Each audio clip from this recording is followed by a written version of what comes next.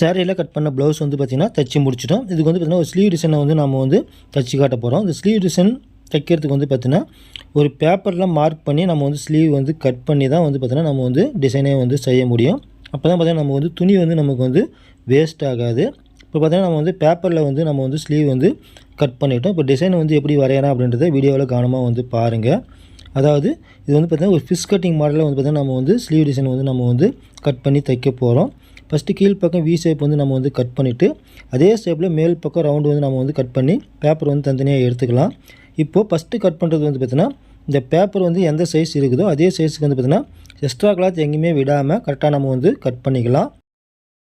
ரெண்டாவது கட் பண்ணுறது வந்து பார்த்திங்கன்னா அதாவது பிடிச்சி தைக்கிறதுக்காக ஒரு 3/4 இன்ச்சு பார்த்திங்கன்னா சைடில் நான் வந்து எக்ஸ்ட்ரா விட்டு நான் வந்து கட் பண்ணியிருக்கிறேன். அப்போ தான் பார்த்திங்கன்னா ஸ்லீவ் வந்து நமக்கு வந்து ஜாயிண்ட் ஆகும்.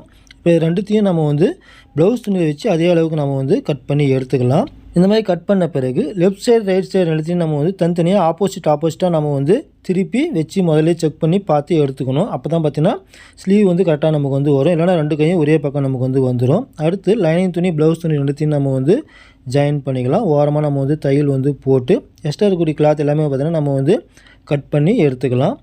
இதுக்கு வந்து பார்த்திங்கன்னா நம்ம வந்து பைப்பிங் வந்து பயன்படுத்த போகிறோம். பைப்பிங் வந்து பார்த்திங்கன்னா நம்ம கோல்டு கலர் பீஸ் வந்து நம்ம வந்து பயன்படுத்த போகிறோம். இந்த கோல்டு கலர் பீஸ் வந்து பார்த்திங்கன்னா நம்ம கிராஸ் பீஸ் வந்து நம்ம வந்து கட் பண்ணி எடுத்துக்கலாம். ஜாயிண்ட் இல்லாமல் எடுத்துக்கலாம். இப்போ ஒரு பக்கம் ஓரம் நம்ம வந்து மடித்து நம்ம வந்து தையல் போட்டு அந்த ஃபிஷ் கட்டிங்க்கு வந்து பார்த்தா அந்த ரவுண்ட் ஷேப்புக்கு வந்து நம்ம வந்து பைப்பிங் வந்து கொடுத்துக்கலாம்.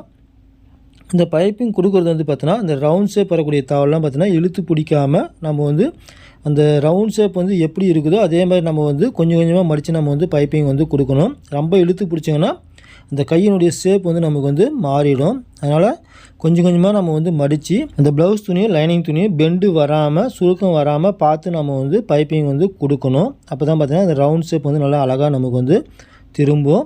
வீடியோ வந்து பார்த்திங்கன்னா ஃபாஸ்ட்டாக ஓடுது. நான் வந்து பார்த்திங்கன்னா ஸ்லோவாக தான் வந்து பார்த்திங்கன்னா டைப்பிங் வந்து கொடுத்துருக்குறேன். இந்த வீடியோ வந்து ரொம்ப ஃபாஸ்ட்டாக ஓடுது எங்களுக்கு புரியல அப்படின்னு நீங்கள் நினச்சிங்கன்னா இந்த வீடியோ ஓடும்போது நம்ம சேனல் நேம் இருக்கும். அந்த சேனல் நேமுக்கு கீழே வந்து பார்த்திங்கன்னா ஒரு லிங்க் ஒன்று கொடுத்துருக்கேன். அந்த லிங்க்கை டச் பண்ணிங்கன்னா இந்த வீடியோவை பொறுமையாக வந்து பார்க்கலாம். அதே மாதிரி பைப்பிங் கொடுக்குறதும் பார்த்திங்கன்னா ஒரே அளவு கரெக்டாக நம்ம வந்து மடித்து பிடிச்சி உள்பக்கம் பிடிச்சி தைச்சதை அந்த பைப்பிங்குள்ளே போகிற மாதிரி நம்ம வந்து நல்லா உருண்டையாக நம்ம வந்து கொடுக்கும்போது அந்த பைப்பிங் வந்து ஒரே சைஸும் வரும், நமக்கு உருண்டையாகவும் பார்க்க அழகாகவும் இருக்கும். அடுத்து பார்த்திங்கன்னா மேல் பக்கம் ஒரு 3/4 இன்ச்சு கேப் விட்டு நம்ம ப்ளவுஸு கொடுக்குற கோல்டு கலர் நாட்டியே வச்சு நான் வந்து தையல் வந்து போடுறேன். நீங்கள் லேஸ் வேணாலும் வச்சு நீங்கள் வந்து தையல் வந்து போட்டுக்கலாம். அதுவும் வந்து நல்லா இருக்கும்.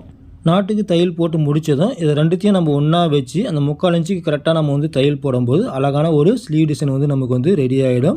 இந்த வீடியோ பிடிச்சிருந்தா ஒரு லைக் பண்ணுங்கள். மை ஃபேஷனர் சேனலை சப்ஸ்கிரைப் பண்ணுங்கள்.